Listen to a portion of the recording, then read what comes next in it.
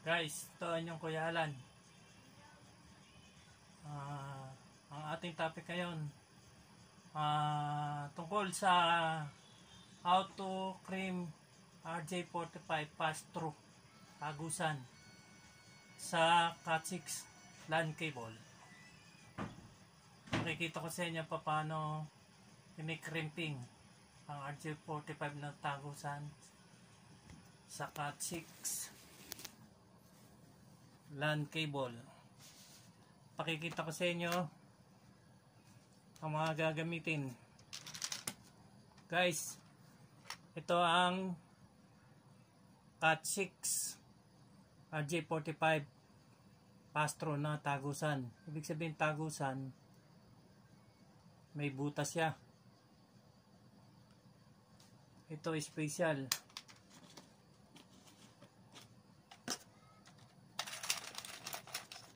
Guys, pag sinabing tagusan, may butas dito.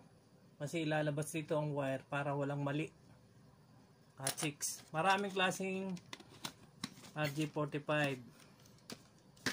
Ito naman guys, ang gagamit Cat5. Tagusan din to. Makikita ko lang sa inyo guys ang mga klase ng RJ45.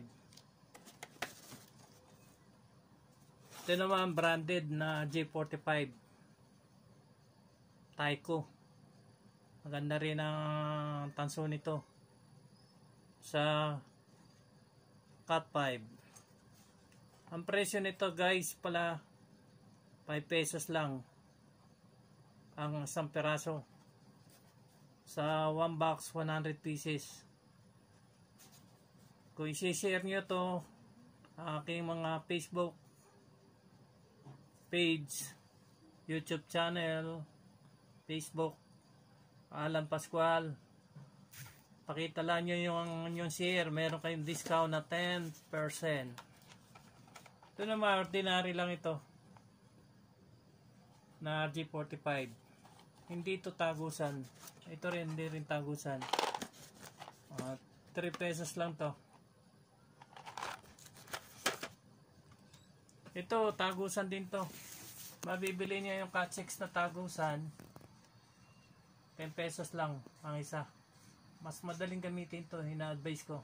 Tuturo ko sa inyo kung paano gamitin madali.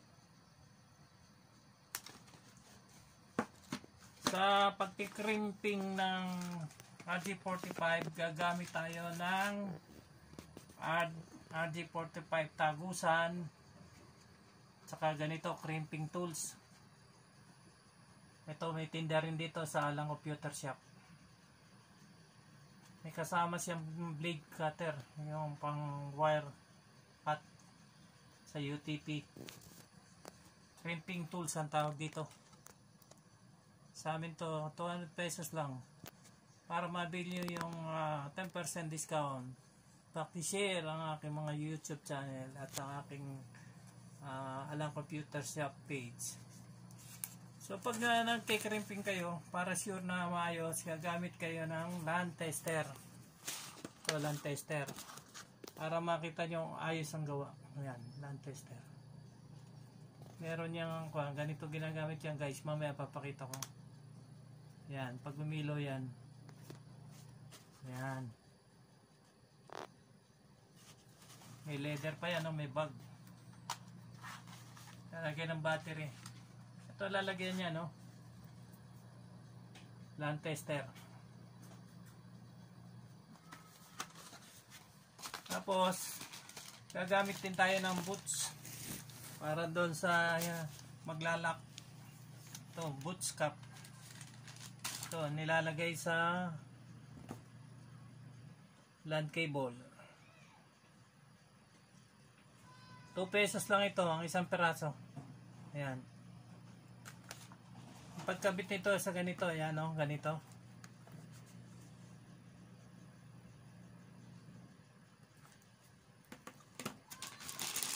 May tinda rin kami dito na LAN cable, Cat6 yan, ganyan. Yari na siya, merong RJ45. Tulad nito guys, 3 meters. Yari na, factory made na to.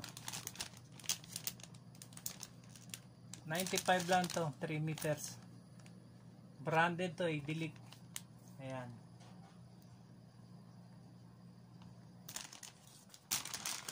So guys, magki-crimping na tayo. Ganito ang color code ng wire na isasaksak natin sa RJ45. Ayan, mamaya papakita natin doon sa ating video. So, ito pala yan, oh. Ang color code yan, yung brown, ang kulay brown, dito brown. Sunod, stripe brown. Susunod na green.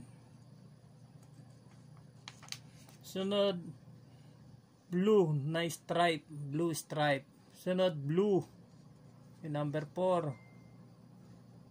Number 3, green na stripe. Number 2, orange. Yung number 1, orange na stripe. Pag ganon. Pagpasok mamaya, ituturo ko sa inyo ang linya. Pero ito ang color code. Ayan. Sundala nyo yan. Ang color code.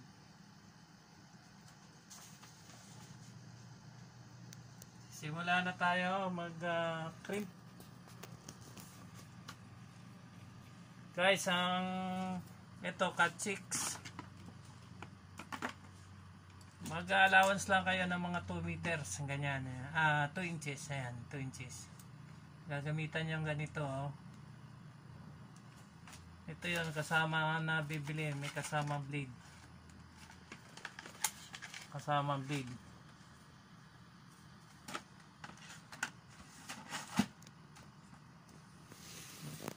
Bago nyo balatan, ipapasok mo muna nyo to.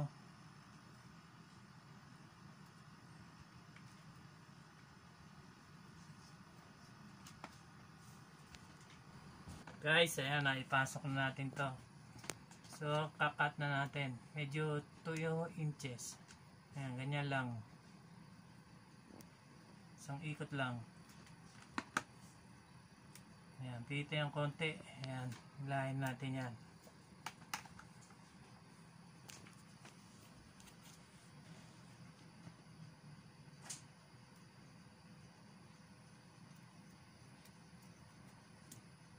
Piliin lang natin to. Alisin niyo yung pampatigas na plastic. Hindi niyo ipapasok. Ayan. Medyo masakit lang sa kamay yan.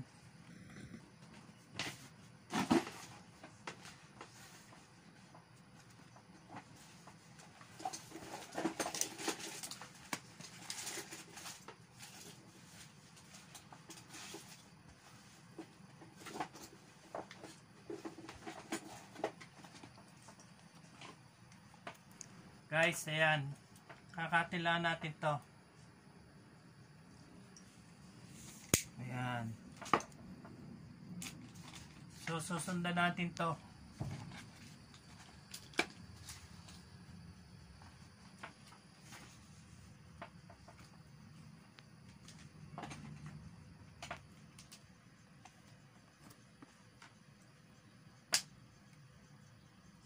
Piliin natin ang brown. Ayan, brown. Natin ito susunod yung stripe brown. Ano susunod? Green.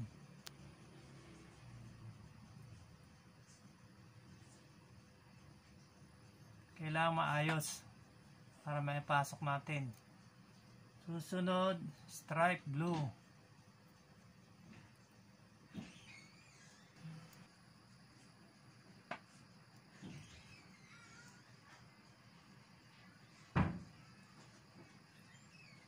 Dito ang blue. Susunod ng blue, stripe blue, tapos blue, stripe green, tapos orange. Ayan. Kailangan maayos.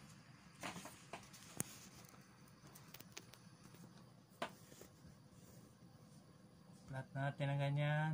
Green, stripe blue, blue, stripe green, orange.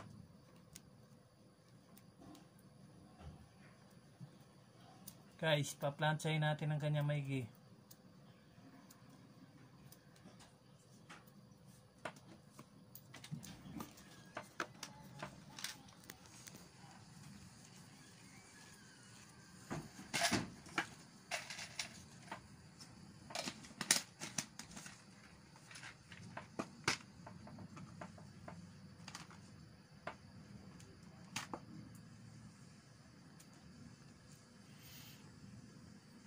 Green,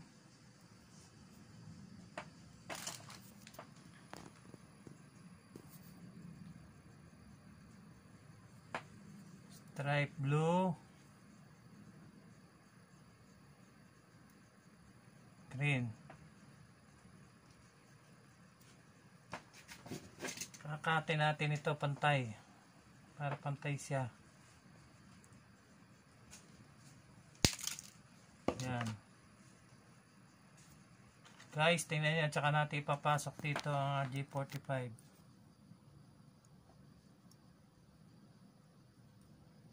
Ayan.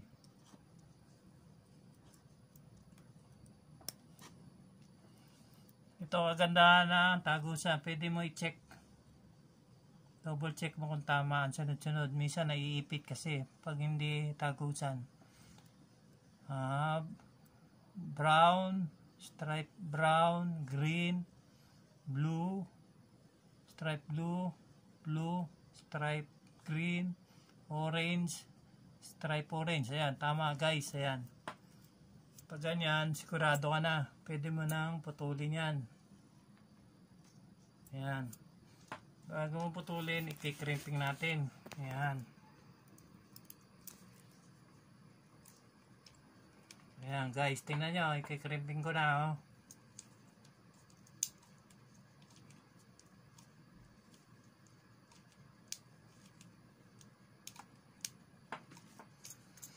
Paano yung sobra? Puputulin natin. Dapat may cutter kayo. Ayan, kaya yung gamit natin. Ayan, guys, dito, oh. Ito, oh. Tingnan mo. Ayan.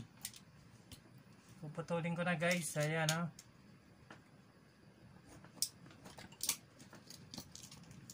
Ayan, naputol na, oh. Testingin pa uli natin.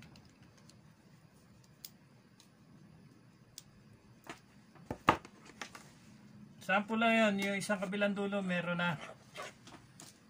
Ito. Ayan naman, ang final. Tetest na natin kung ayos. Guys, ito yung pan-testing. Sasaksak natin yung kabila. Yung kabila naman dito. Yung ginawa natin. Ayan. Guys, tingnan nyo. Ayan. Pag testing nito, may monitor to. Naka-LED 1 to 8. Kagaya nito, 1 to 8. Ayan. Dito, 1 to 8. Isa lang dito hindi umilaw guys. Hindi na maganda koneksyon ang crimping, mali na. Pag ito yung nagtama sa 1 may ilaw, 2 nagpareho, okay na yung good na. I-on na natin. Kailangan umilaw siya. Yan, 1, 2, 3, 4, 5, 6, 7, 8. Sabihin good yan. Ayan, oh. Guys, nakikita nyo. Ayan, 1 to 8 may ilaw. Ayan, ito yung tawag dito, LAN tester. Tinetest nyo kung connectivity nito, kung ayos. Kaya yung mga LAN cable nyo dyan, sabi wala internet ang PisoNet. Akala nyo sira yung LAN cable. Pumili kayo ng LAN tester para matest nyo. Ayan, ganyan guys, oh. LAN tester. Pan-test ng internet connection. Guys, ito, kung malayo yung isang linya nyo, pwede yung tanggalin to. Ganito lang guys. Ayan. Pag nagagawa kayo sa building o kaya malayo, 20 meters ito. Ito lang ang hawak nyo. Makikita nyo kung accurate. Yung kabilang dulo na to, tatanggalin nyo. Kunyari, tetestingin nyo bakit walang ayos sa internet. Dito lang nyo pwedeng tingnan sa kabilang dulo. Yung kabilang dulo, nakasaksak sa kabila. Ayan. Malalaman nyo kung kinagat ng daga o kunyari nasa poste at sa bahay, bakit wala internet. Malalaman nyo kung may putol ang inyong LAN cable. Ayan. Kasi ito natatanggal na sa kabilang dulo. Bago nyo baklasin, test na muna nyo. Kunyari nasa second floor, naglatag kayo, wala, kinagat pala ng daga. Ano no? Ito pwedeng tanggalin, ilipat. Nasa kabila, sa ground floor kayo. Ito naman, sa computer, sa modem. Hugutin lang nyo, tsaka nyo i-test. Titingnan nyo lang yung modem nyo, baka wala na kayo internet. Baka naputulan na kayo. So guys, ito, maganda ang ating koneksyon. So meron tayo uli. Pass-through ang tawag dito. Para sa Cat5. Meron ditong tinda sa Alang Computer Shop. Pass-through. Ibig sabihin, tagusan. Ito naman, Cat6. Tagusan din. Meron tayong branded na Tyco. EAP. May tatak ito. May naka-emboss dito. Ito kagandahan ng branded. Makapalang tanso.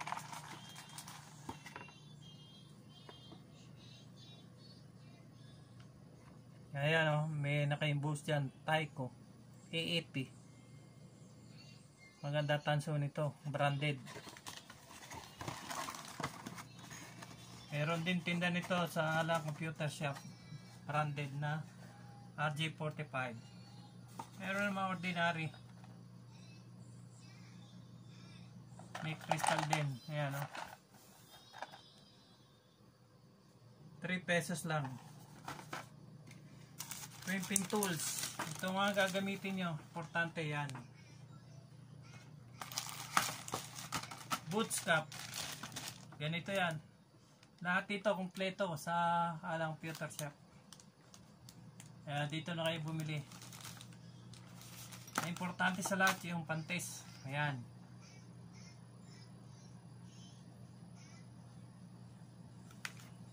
Ito yung pan-test natin.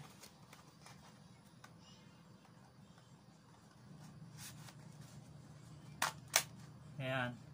Kung bibili kayo ng mga mahaba, pwede naman nyo ditong crimping. May charge lang ng ating boots cap, ng RJ45, tsaka yung pag-crimping, yung labor. Tagus ang ginagamit natin kasi dati marami nasasayang. Meron din naman ready-made. Mas maganda bumili na ng ready-made, factory made. Oh guys, sana may natutunan kayo. Hello guys, sana may natutunan kayo sa panibagong tutorial. How to crimp RJ45 tagusan. Paano ang pagkikrimping ng RJ45. Sundan lang nyo ang aking mga YouTube channel. Alang Pascual. Alang Computer Shop page. Alang Pascual Facebook. Para kung may mga katanungan kayo, pwede kayong mag-comment.